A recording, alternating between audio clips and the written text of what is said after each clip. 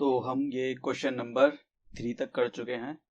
मतलब एग्जाम्पल 3 तक हम कंप्लीट कर चुके हैं और ये जो एग्जाम्पल थे कुछ हमारे पास बचे हुए थे, आज हम इनको कंप्लीट कर लेते हैं।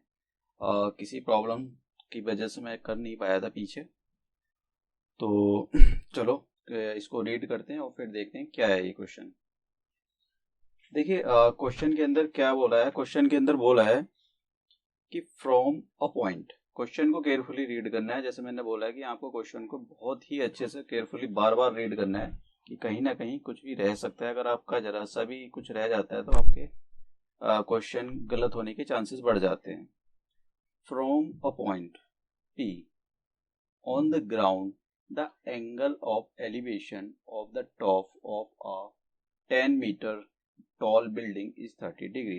देखिए क्या कह रहा है वो कि आपके पास एक 10 मीटर बिल्डिंग है। 10 मीटर एक लंबी बिल्डिंग है, तो मैं यहाँ पर एक 10 मीटर लंबी बिल्डिंग बना देता हूँ। ओके, ये बिल्डिंग होगी। नाम दे देते हैं इसका कि ये हमारे पास QR है बिल्डिंग। फिर से पढ़ता हूँ। From a point P on the ground the angle of the elevation of the top of a 10 metre tall building is 30 degree. मतलब ग्राउंड पर एक पॉइंट है यहाँ पर, ठीक है। यहाँ पर लेट से यहाँ पर बोल देते हैं कि ये वैसे ये थोड़ा सा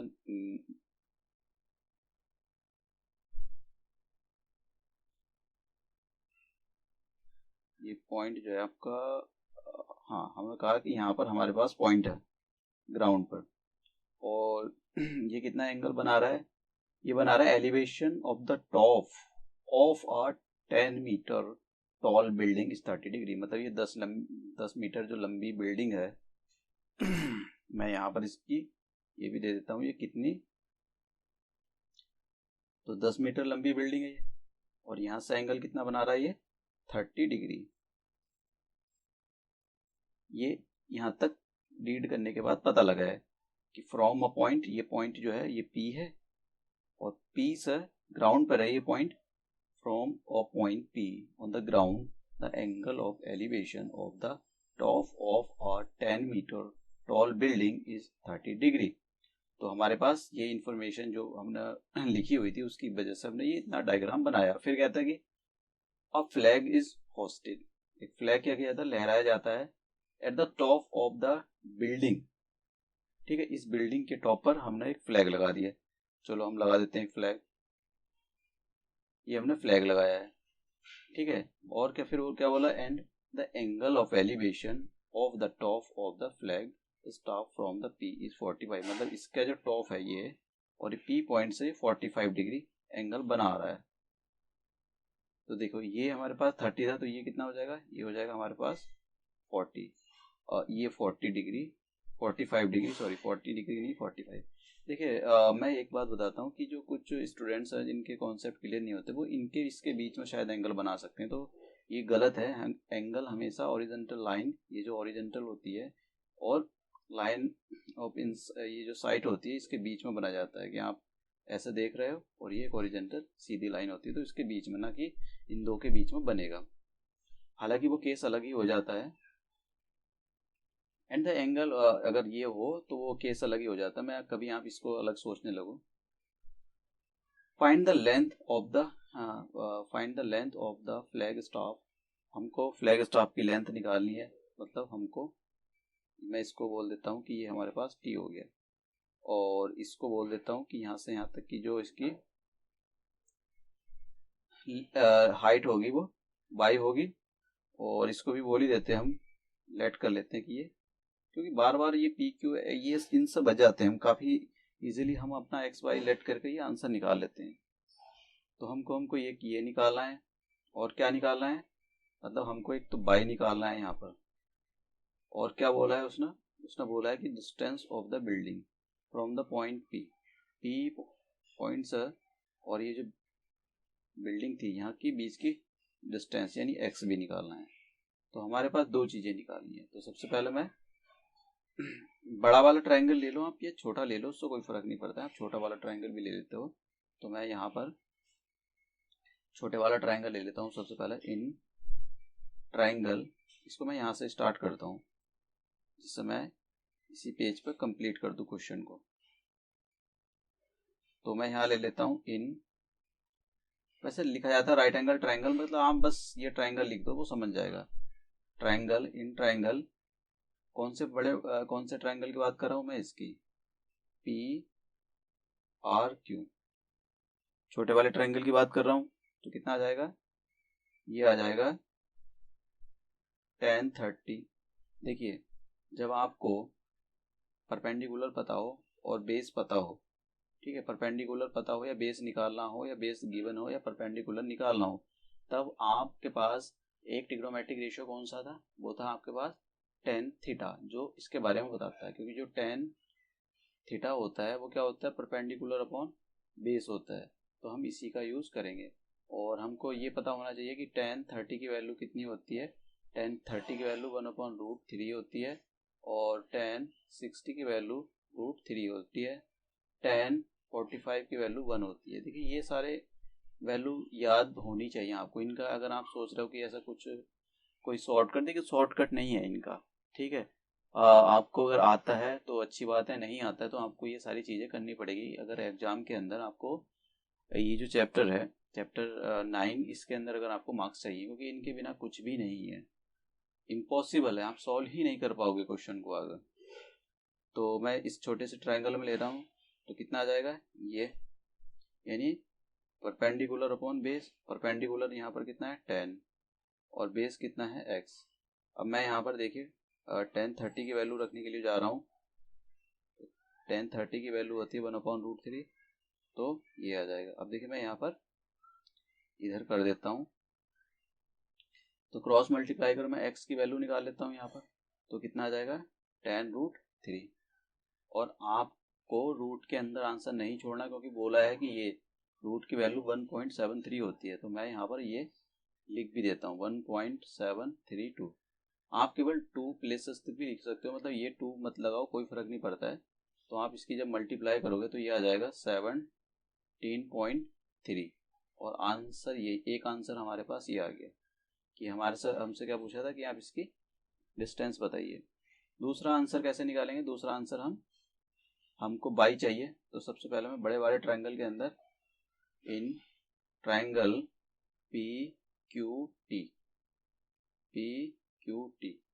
तो आप क्या करो, tan थीटा वाला कॉन्सेप्ट लगाते हैं, क्योंकि हमको पेंडिकुलर और बेस के बारे में गिवन है, मतलब ये बेस भी गिवन है। अब जो कि हमने यहाँ से निकाला है ये वाला, तो मैं लगाता हूँ यहाँ पर tan 45, ठीक है, दिस प्लस दिस, तो ये पूरा कितना है, यहाँ से यहाँ तक बाई है और यहाँ से यहाँ तक कितना है 10, तो ये आ जाएगा बाई प्लस 10/x।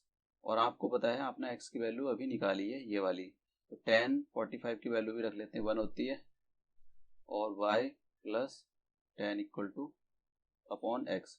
इसकी x की मैं यहाँ मल्टीप्लाई कर देता हूँ, तो x बराबर कितना आ गया y प्लस 10, और x की वैल्यू आपने ये निकाली है √3, tan√3 निकाली है अभी आपने।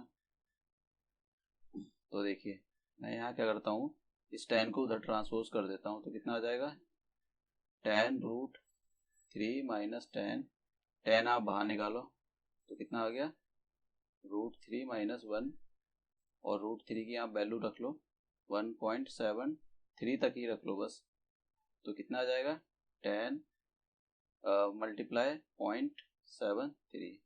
तो जब आप इसकी मल्टीप्लाई करोगे तो ये दे देगा आपको 0.7.3 यानी बाई, और उसने मीटर में दिया हुआ है, तो this is the our answer. ठीक है, ये हमारे पास हमारा आंसर आ गया। आपको यूनिट जरूर लिखनी है, ऐसा यूनिट उसकी, अदरवाइज क्वेश्चन के गलत होने के चांसेस बढ़ जाते हैं। ठीक है, नेक्स्ट क्वेश्चन की ओर मूव करते हैं। देखिए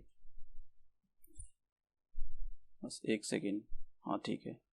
क्वेश्चन एग्जाम्पल नंबर 5 है, और आप एग्जाम्पल ये जितने भी क्वेश्चन है आपके पास, चाहे वो एग्जाम्पल की फॉर्म में हो या फिर किसी उसकी फॉर्म में, तो आप इनको ऐसा ना सोचे कि मतलब ये तो नहीं आएगा। देखिए क्वेश्चन आपके पास कैसा भी आ सकता है। तो ये जो है क्वेश्चन जो है शैडो वाला है, तो मैं आपको पहले शैडो के बारे में बता देता हूँ कि शैडो कौन सी चीज होती है। देखिए जब भी सन ऊपर होता है, ये सन हमारे पास ऊपर है, तो इसकी ग्राउंड से कुछ हाइट होती है, ये ग्राउंड से हाइट है इसकी। तो ये कभी भी किसी भी अगर मतलब किसी भी कोई बिल्डिंग है उस पर गिरता है तो उसकी जो, मान लो ये सपोज करो बिल्डिंग ही है, तो इसकी जो शैडो होगी वो यहाँ ये होगी। ना कि कभी आप सोचने लगो कि ये शैडो बनती है, ये शैडो नहीं होती, शैडो नीचे वाली होती है, ये वाली शैडो होती है। बस मुझको यही बताना था इसके अंदर। तो क्वेश्चन मैं रीड कर देता हूँ यहाँ पर। उसने बोला है क्वेश्चन एग्जाम्पल नंबर 5 है, the shadow of a tower standing on a level ground is found to be 40 meter longer when sun's altitude is 30 degree. देखिए यहाँ पर आप इसकी बात को समझे, ये क्या बोल रहा है, सन का ऑल्टीट्यूड क्या होता है, उसका मतलब क्या होता है।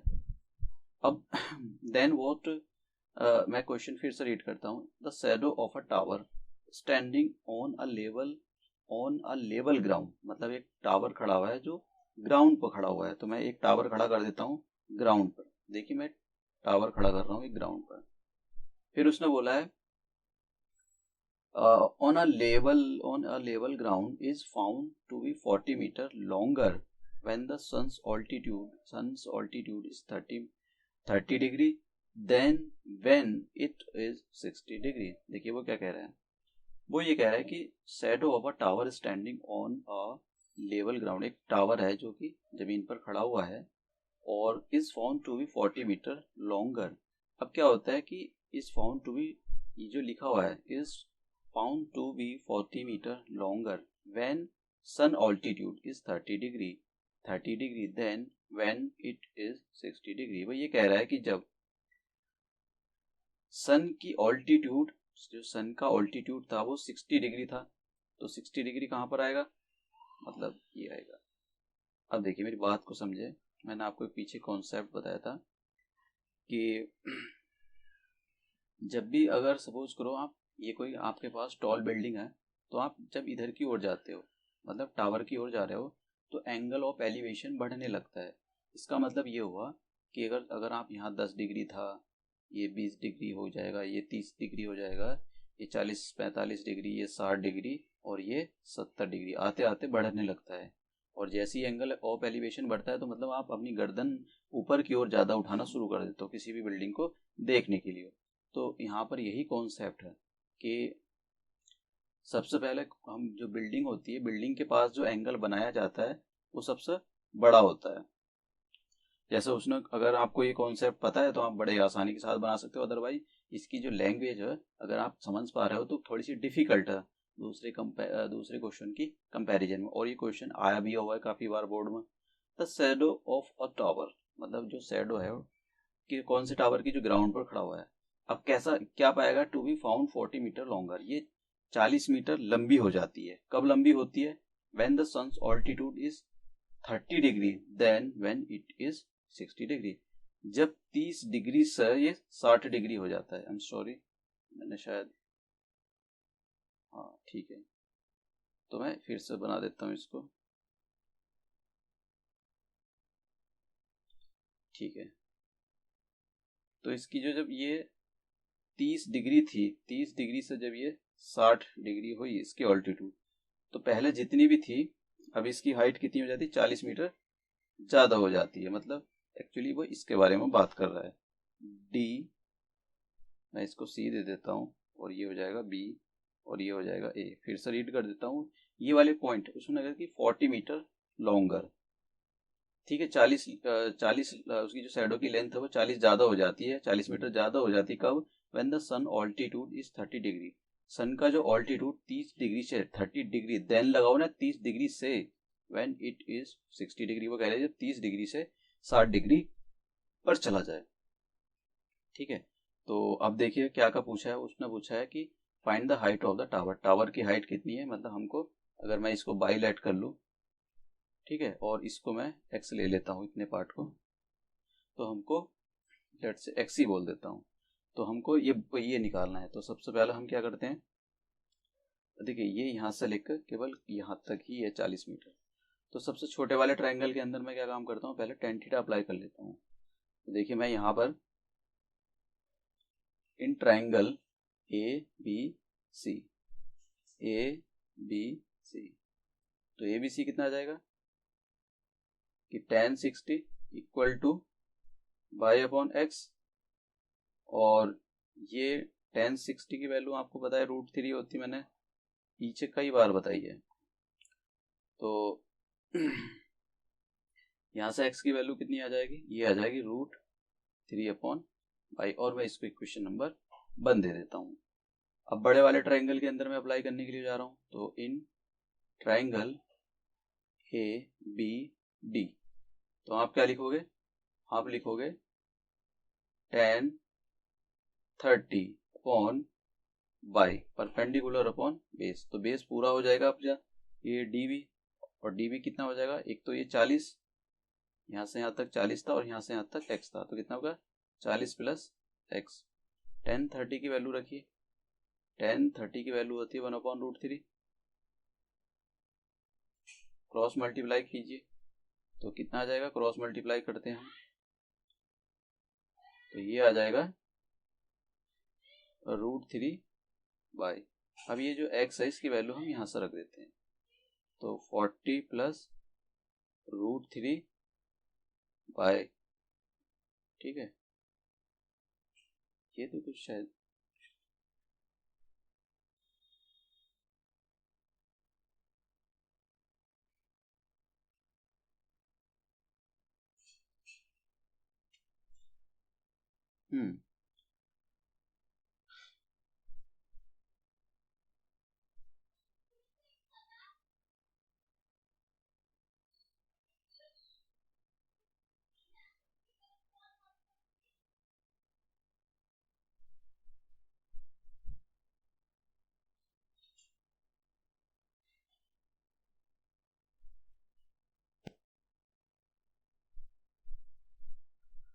अच्छा, ये यहाँ पर गलती हो गया है, यहाँ पर ये मैं कट कर देता हूँ इसको, ये मैंने, ठीक है, इतना गलत हो गया है ये। एक्चुअली वो x की वैल्यू थी जो y की वैल्यू थी, जो कि मैंने x की वैल्यू लिख दी है।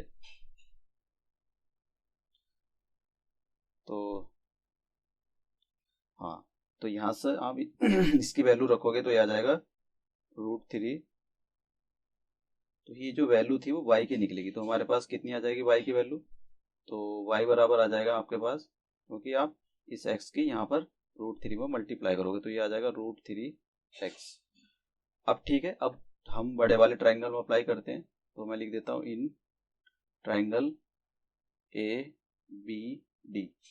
ABD, तो आप क्या लगाओगे कि tan 30 क्या होता है, tan मतलब tan थीटा बराबर क्या होता है, परपेंडिकुलर अपॉन बेस, और परपेंडिकुलर यहाँ पर कितना हो जाएगा बाई, और बेस कितना हो जाएगा ये पूरा, और ये पूरा कितना है 40 प्लस x, तो ये आ जाएगा 40 प्लस x। तो tan 30 की वैल्यू लिखते हैं, tan 30 की वैल्यू होती है 1/√3, तो ये आ जाएगा 40 प्लस x, क्रॉस मल्टीप्लाई कर देते हैं 40 प्लस x, और इधर आ जाएगा √3 बाय।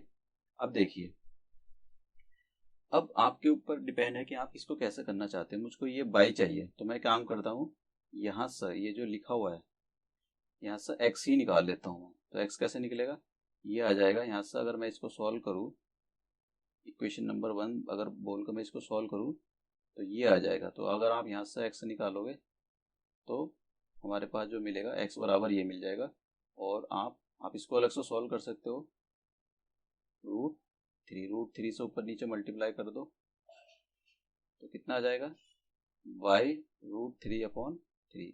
तो ये इक्वेशन नंबर 2, इसको मैं यूज कर लेता हूँ यहाँ पर, यानी x की जगह मैं यूज कर लेता हूँ, तो कितना आ जाएगा 40 प्लस x की जगह कितना आ जाएगा y √3/3। अब इसको मैं उधर ट्रांसपोज कर देता हूँ तो कितना आ जाएगा √3y, ये इधर माइनस का हो जाएगा /3।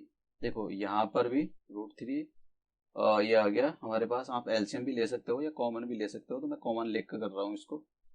तो 40 इक्वल टू √3 बाय, ये बाहर आ जाएगा कॉमन है, तो 1/3, अब एलसीएम ले लोगे तो ये आ जाएगा 3 - 1/3 और √3 बाय इक्वल टू 40। ठीक है। अब 3 की मैं यहाँ मल्टीप्लाई कर देता हूँ तो ये बचेगा 120, और ये कितना है यहाँ पर √3 बाय इंटू 2, और मैंने इस 3 की जो आया था इसकी यहाँ मल्टीप्लाई कर दी, इससे कैंसिल कर दो तो ये हो जाएगा 60 इक्वल टू √3, और बाय की वैल्यू आप निकालोगे तो ये आ जाएगा। अब आप क्या काम करो, ये बाय बराबर जो आया 6/√3, आप √3 से ऊपर नीचे मल्टीप्लाई कर दो तो कितना आ जाएगा, ऊपर आ जाएगा 60√3 और नीचे √3, ये कैंसिल वो आ जाएगा √3 आ जाएगा तो कितना आ जाएगा इतने मीटर। तो हमारे पास y की वैल्यू कितनी आ गई, y बराबर आ गया। अब देख लेते हैं कि क्वेश्चन के अंदर और क्या पूछा था। तो क्वेश्चन के अंदर यही पूछ रहा था हाइट ऑफ द हाँ ठीक है, क्या पूछ रहा था क्वेश्चन के अंदर,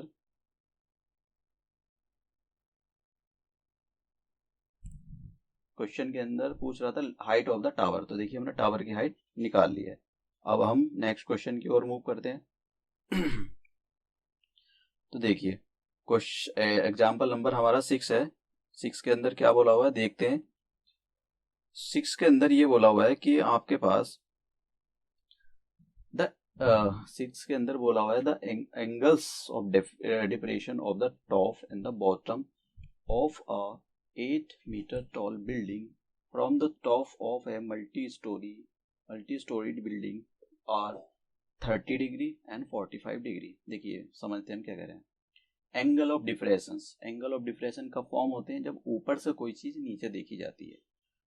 अब ये जो एंगल ऑफ डिफ्रेशन कहाँ पर बनना है, ये बनना है टॉप पर और बॉटम पर। किसकी टॉप और बॉटम पर बनना है, एक 8 मीटर लंबी बिल्डिंग है उसकी टॉप और बॉटम पर बनना है। कहाँ से बनना है, एक देखिए मेरे पास 8 मीटर ये एक बिल्डिंग है 8 मीटर, तो इसका ये बॉटम, ये तो टॉप हो जाएगा और ये बॉटम हो जाएगा। एक दूसरी बिल्डिंग है और मल्टी स्टोरी बिल्डिंग ये वाली, तो इसके टॉप पर देखिए उसने बोला है the angles of diffraction from of the top and the bottom. पहले टॉप पर बनाएंगे हम और फिर बॉटम पर बनाएंगे। अब देखिए ये ग्राउंड हो जाएगा दोनों का, मैं इसको कट कर देता हूँ इतने पार्ट को, ये पूरा ग्राउंड हो जाएगा। अगर ये जितना सपोज करो ये कुछ है तो ये भी उतना ही हो जाएगा। अब देखिए एंगल देखते हैं किस कौन मतलब एंगल कितने कितने। उसने बोला है कि ये वाला जो टॉप वाला है ये 30 डिग्री है और ये जो नीचे वाला है दैट इज द 45 डिग्री, ये 45 डिग्री है रेस्पेक्टिवली उसने बोला हुआ है। तो अब क्या निकालना है हमको निकालना है कि find the height of the multi storey building and distance between the two buildings. एक तो हमको इनके बीच की डिस्टेंस निकालनी है, ठीक है, और ये जो मल्टी स्टोरी बिल्डिंग थी इसके बीच की डिस्टेंस भी निकालनी है। अब देखिए अगर ये 8 मीटर है तो ये भी 8 मीटर हो जाएगा, ठीक है, जितनी हाइट इसकी होगी उतनी हाइट इसकी हो जाएगी। तो हम एक काम करते हैं क्या, बस केवल यहाँ से केवल ये निकाल लेते हैं और बाई निकाल कर फिर 8 प्लस कर देंगे तो पूरी बिल्डिंग की वो आ जाएगी। अब देखिए सॉल्व करते हैं। तो सबसे पहले मैं ये जो छोटा वाला ट्राइंगल है ये वाला, सॉरी मैं नाम दे देता हूँ यहाँ पर ABCDE। तो मैं ट्राइंगल ABD के अंदर इन ट्राइंगल AB के अंदर tan थीटा वाला कॉन्सेप्ट लगा देता हूँ। तो tan 45 बराबर ये पूरा परपेंडिकुलर और पूरा कितना है y+8। आप देखो सीधा एग्जाम में आप ये सब सीधे ही लिखना है उसके अंदर क्वेश्चन, कभी आप ये परपेंडिकुलर और ये सब लिखना बैठ जाओ वहां पर। तो tan 45 की वैल्यू 1 होती है, क्रॉस मल्टीप्लाई कर देता हूं मैं तो यहाँ पर x बराबर कितना आ जाएगा, x बराबर आ गया y+8। मैं इक्वेशन नंबर इसको 1 दे देता हूँ। देखिए अब मैं ये जो छोटा वाला जो ट्राइंगल बन रहा है इसके अंदर अप्लाई करने के लिए जा रहा हूँ। इन ट्राइंगल कौन सा ECD, तो यहाँ भी tan थीटा वाला कॉन्सेप्ट अप्लाई करता हूँ। तो यहाँ पर कितना हो जाएगा tan 30 बराबर परपेंडिकुलर अपॉन बेस, परपेंडिकुलर कितना है यहाँ पर y और बेस देखिए कितना है, बेस है x, बेस है यहाँ पर x। और आप क्या काम करो, tan 30 की वैल्यू रखो। tan 30 की वैल्यू होती है 1/√3, तो y अपॉन x। अब देखिए x की वैल्यू हम ये यूज करेंगे यहाँ पर, तो कितना आ जाएगा, क्रॉस मल्टीप्लाई कर देते हैं, y प्लस 8 इक्वल टू कितना आ जाएगा, अब ये जो है उसको उधर ट्रांसपोज कर देते हैं, तो कितना आ जाएगा, ये आ जाएगा √3 बाई माइनस बाई। अब जो कॉमन है उसको बाहर निकाल लेते हैं, ये y कॉमन आ गया तो कितना बच जाएगा, √3 और -1 8। तो अब देखिए, अब y की वैल्यू निकालता हूँ यहाँ पर, y बराबर कितना आ जाएगा, 8/√3 -1। अब मैं इसके कॉन्जुगेट से ऊपर नीचे मल्टीप्लाई कर देता हूँ, तो कितना आ जाएगा, √3 + 1। आपको पता है कॉन्जुगेट क्या होता है, जैसे यहाँ पर √3 -1 लिखा है तो इसका कॉन्जुगेट हो जाएगा √3 + 1, तो ये आ जाएगा √3 + 1। ठीक है, तो ऊपर आ जाएगा 8√3 + 1 और नीचे कितना बन जाएगा, देखो आइडेंटिटी बन गई यहाँ पर, कौन सी वाली, ये वाली, a - b और a + b, तो ये बन जाएगा a² माइनस के b²। तो मैं यहाँ पर ये a का रोल, ये b का रोल, तो मतलब √3 का स्क्वायर कर देता हूँ -1 का स्क्वायर, तो कितना आ जाएगा, 8√3 + 1 और नीचे आ जाएगा, देखिए ये माइनस लगा हुआ है इनके बीच में, √3 का स्क्वायर करोगे तो 3 आएगा और 3 में से 1 सब्ट्रैक्ट करोगे तो 2, तो कितना आ जाएगा, ये, तो ये आ जाएगा 4√4 ब्रैकेट के अंदर बंद कर देते हैं, √3 + 1। तो हमारे पास ये हाई, अब मैं इसको इरेज कर देता हूँ,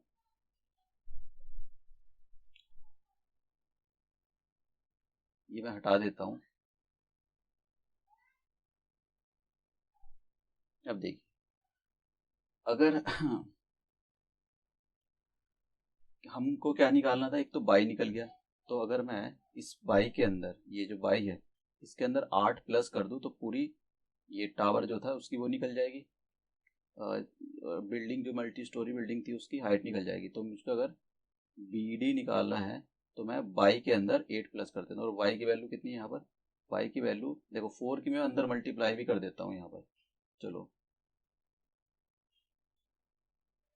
+8, 4 की अंदर मल्टीप्लाई करोगे ये बन जाएगा 4√3 और 4 + 8, क्योंकि यहाँ पर 1 जो लिखा है उसके साथ भी करोगे तो कितना आ जाएगा, 4√3 + 12, और आप 4 बाहर ले सकते हो तो कितना आ जाएगा, √3 + 3। तो आप यहाँ भी आंसर छोड़ सकते हो अपना, और यहाँ भी, तो BD कितना आ गया, ये आ गया। अब देखिए मीटर लगा दो, अभी हमारे पास केवल ये जो इक्वेशन है, इक्वेशन नंबर इसको 2 डालते हैं, क्योंकि हमारे हमको जो इक्वेशन नंबर फर्स्ट है, देखिए इक्वेशन नंबर फर्स्ट क्या है कि x बराबर, देखिए इक्वेशन नंबर फर्स्ट मैं यहाँ सॉल्व करता हूँ। हाँ देखिए इक्वेशन नंबर फर्स्ट देखिए, x बराबर y + 8 लिखा हुआ है और y + 8 लिखा हुआ है, और आप ना यहाँ से देखिए y की वैल्यू कितनी है, 4 ब्रैकेट के अंदर √3 + 1, तो मैं यहाँ पर 4√3 + 1 और 8, तो कितना आ जाएगा, 4√3 + 4 और 8, तो कितना आ गया, 12 कॉमन ले लो आप यहाँ भी छोड़ सकते हो ऊपर ही, तो 4 कॉमन आ जाएगा, तो कितना बचा, 3, तो यहाँ पर ये आ जाएगा x। अब देख रहे हो आप दोनों, यानी ये और ये दोनों सेम आई है। तो आपको एक वैसे एक बात बता देता हूँ मैं, जब कभी भी एडिशनल इंफॉर्मेशन है कि एक हमारे पास बिल्डिंग है 45 डिग्री का एंगल अगर वो फॉर्म कर रही है, तो जितनी उसकी हाइट होगी उतनी ही उसकी शैडो होगी। ठीक है, तो आप इससे देख भी सकते हो, यही बिल्डिंग की हाइट थी और यही बिल्डिंग की जो शैडो थी वो आ गई। शैडो वाला क्वेश्चन था, कौन सा था ये, शैडो वाला क्वेश्चन था नहीं, बस ये मतलब मैं आपको बता रहा था कॉन्सेप्ट। तो मैंने दोनों क्वेश्चन कर दिए ये वाले। अब देखिए नेक्स्ट क्वेश्चन की ओर मूव करते हैं। नेक्स्ट के बाद बस ये हमारा लास्ट क्वेश्चन रहेगा और उसके बाद ये सब खत्म। क्वेश्चन को रीड करते हैं, क्या कह रहा है question. From a point on a bridge, ठीक है, from a point on a bridge across a river, ये कह रहा है जो ब्रिज है एक रिवर के मतलब जो ब्रिज है वो रिवर के ऊपर बंधा हुआ है। ये देखिए, ये हमारे पास ऐसा मतलब यहाँ पर रिवर फ्लो कर रही है, ये यहाँ पर रिवर जा रही है इधर की साइड में, और ये उसके ऊपर ब्रिज है। ठीक है, मैंने ये थोड़ा सा समझने के लिए बना दिया, ये ऊपर ब्रिज है हमारे पास। क्या बोला है फिर से पढ़ लेते हैं कि हमारे पास एक ब्रिज है। From a point on a bridge, इस ब्रिज पर एक पॉइंट है, ये ब्रिज जो बना है हमने इस पर एक पॉइंट है। लेट्स से इस पर कुछ नाम तो नहीं दिया, तो कुछ भी नाम दे दो, चलो पी दे दो, कोई प्रॉब्लम नहीं है। तो from a point on a bridge across a river, एक ये जो रिवर है ये रिवर है और इस पर एक ब्रिज बना हुआ है। द एंगल्स ऑफ, देखिए शब्दों को ध्यान दे, एंगल्स बोल रहा है, angles of depression of the banks. देखिए बैंक्स क्या होते हैं, किनारे। अगर ये रिवर, कोई रिवर ऐसा फ्लो करती है, मान लो ये ऐसा जा रही है, तो ये इसके किनारे होते हैं, ये तो ठीक है। तो रिवर के किनारे कौन से हो जाएंगे, ये हो जाएंगे, ये रिवर के किनारे हो जाएंगे। तो क्या कह रहा है वो, एक्चुअली आपको 3D होता है तो ये 2D प्लेन में आपको अच्छे से समझ में नहीं आएगा। तो वो कह रहा है कि यहाँ से एक तो इस पॉइंट से बैंक के ये जो रिवर का बैंक था इस पर, और इस पर जो एंगल बने, ठीक है, ये जो दोनों पॉइंट पर एंगल बने, आप देख सकते हो, क्वेश्चन को रीड करो। उसने बोला है कि from a point on a bridge across a river the angles of diffraction of the banks on opposite sides, मतलब इस पर ये ब्रिज है, इस पर ये ब्रिज है हमारे पास, ये जो है ये ब्रिज है, ये वाला लिख देता हूं, ब्रिज, इस पर एक पॉइंट है और ये दोनों बैंक पर, किनारों पर क्या हो रहा है, एंगल ऑफ डिप्रेशन बना रहा है। कितना बना रहा है, उसने बोला है कि देखिए डिप्रेशन ऐसा बनाया जाता है कि ये जो, अगर ये 30 होगा, अगर ये 30 होगा, तो अगर मैं इसको मिला दूं तो ये भी हमारे पास 30 आ जाएगा। और देखिए और क्या बोला है, और ये 40 हो जाएगा, 45 सॉरी, तो ये भी हमारे पास 45 हो जाएगा। अब क्या बोला है, इफ द ब्रिज, जो ब्रिज है ये वाला, ये क्या है, is at a height of 3 metre from the banks, मतलब यहाँ से 3 मीटर ऊंचा है। तो देखिए जितना यहाँ होगा उतना यहाँ होगा, मतलब सब जगह सेम हाइट का होगा। तो मैं इसको यहाँ ये ड्रॉ कर लेता हूँ, तो इसका मतलब क्या हो गया, ये भी हाइट है। अब बस आपके पास दो ट्रायंगल बन गए, राइट एंगल। देखिए मैं यहाँ पर लिख देता हूँ कि अब क्या कह रहा है कि इफ द ब्रिज ये, और फाइंड द विड्थ, मतलब आपको ये पूरी विड्थ निकालनी है। तो देखिए दो पार्ट बन गए यहाँ पर, एक पार्ट तो है ये वाला, और ये बना रहा है हमारे पास, ठीक है, ये 30 डिग्री बना रहा है, और ये P है, मैं यहाँ पर इसको Q दे देता हूँ और इसको R दे देता हूँ। और ये कितना है, ये आपको 3 मीटर दिया हुआ है। तो क्या आप ये निकाल सकते हो tan थीटा अप्लाई करके कि tan 30 अपॉन परपेंडिकुलर अपॉन ये, इसको मैं x भी दे देता हूँ, लेट से x है ये इतना, और इसको y दे देता हूँ, तो ये हमारे पास x हो जाएगा। तो कितना हो जाएगा, 3 अपॉन x, आप कोई दूसरा वेरिएबल ले सकते हो। तो tan 30 की वैल्यू होती है 1/√3, तो x बराबर कितना आ जाएगा, x बराबर आ जाएगा 3√3 मीटर। तो इक्वेशन नंबर 1 दे देता हूँ, इसकी वैल्यू तो आ गई। अब यहाँ पे अप्लाई करते हैं हम, तो मैं ये वाला पार्ट बना लेता हूँ। आप भी ये सब बना सकते हो, इसमें कोई प्रॉब्लम नहीं है। कभी आप सोच रहे हो, और मैंने इसको Q दिया था इस वाले पार्ट को, तो मैंने ये Q हो गया और ये P हो गया और इसको R दे दिया। तो चलो इसको हम T दे देते हैं, ये वाला पॉइंट T।